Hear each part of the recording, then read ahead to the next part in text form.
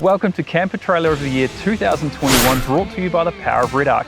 Today we're looking at the Bushwakka Bhoma, a South African expedition-style trailer that impressed us quite a lot. DC, who do you reckon the Bhoma is targeting, and do you reckon it's hit the nail on the head? The Bhoma is targeting those people who like to go out and set up somewhere and really enjoy a particular location. I can't think of a camper I would rather be in, camped at the back of a beach up on the Kimberley or up on the Cape or somewhere like that. There's just panoramic view from either of the beds. This uniquely set up camper that comes with a king on one side and a queen on the other side. You fold them out, you open those windows and this panorama from inside there. It's just a fantastic camper. It hits the nail, bang. So Glenn, it's one thing to be able to say it would be great to go and spend a week in the Kimberleys with it, but what sort of specs do we have from a self-sufficiency and how many days do you reckon you'll get? Tim, I think you'd certainly be able to get 2 weeks out of it. It's got the South African pedigree, so it's built strong and it's built tough.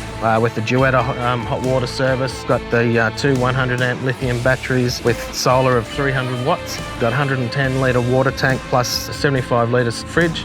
Catch your fish, draw your water from a water course, you'd be there for months. Remarkable use of space. Every square centimetre has got a pocket hanging on it. It's a little cupboard or it's another nook. So Tim, while you're out there remotely, what keeps you comfortable? DC's right, king queen bed, can't beat them, and they were super comfortable beds, like really comfortable beds. 120mm high density foam, I believe they were. Another little feature I really liked about it from a comfort point of view is the condensation ceilings above each of the bed.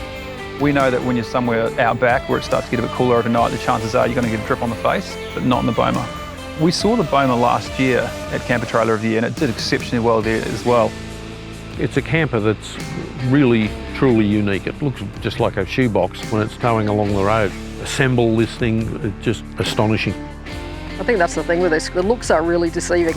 As you said, when you follow along behind a Bhoma, nothing much to see there, and they unfurl it like a jack-in-the-box.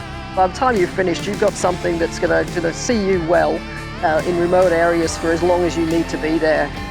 That hot water system you mentioned from a self-sufficiency point of view, 12 volt, really like that, with a 10 litre holding tank.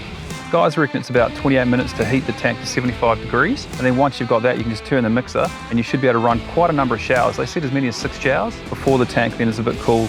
I really appreciate that. Plus the twin bush fan 180 degree awnings. It's going to keep you really nice and covered on those stinking hot days in the Kimberley. One thing they've done this year is they've rearranged the kitchen slightly. So there's now permanent access, or all-time access I should say, to the first aid kit, which I really do appreciate. And they've just changed the bench layout around, which has just kept it all close together and just made walking around the camper underneath those awnings a lot easier. I reckon it was one of the best rides of the competition, one of the best tows. And the mirrors that it had were fantastic, the inertia brakes were fine, and it's as simple as needed, but as tough as can be. So from a towing point of view, I think the Bhoma is going to be fine. I like the number of things that you've got that are dual purpose. DC, what are your thoughts on innovation on the Bhoma? There's so many points of innovation in this camper. I mean, this huge awning that goes right around it. It gives you a huge footprint. It's 8 by 12 metres. So you're not going to fit this onto your average little caravan park site if you want to set all of that out. 500 kilos of load capacity. I was really impressed by the volume of storage. Everywhere you look, there's another cupboard.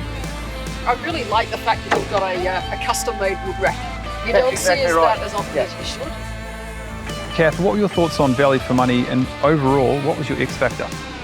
So, I mean, in terms of value for money, at $55,000 for something that's this well built, is this well thought out, I think you really can't go wrong with this. The South African credentials around this means it's tried and tested, great layout, and a really beautiful piece of kit. The level of quality combined with the really thoughtful use of space, really great layout. This is a hard one to go by for the rugged off-road, long stay campers. So X Factor, well really, this is the sort of travel partner I like. It's rugged, it's capable, it's no nonsense, and you're likely to be enjoying its company for as long as you choose to be out in the great outdoors.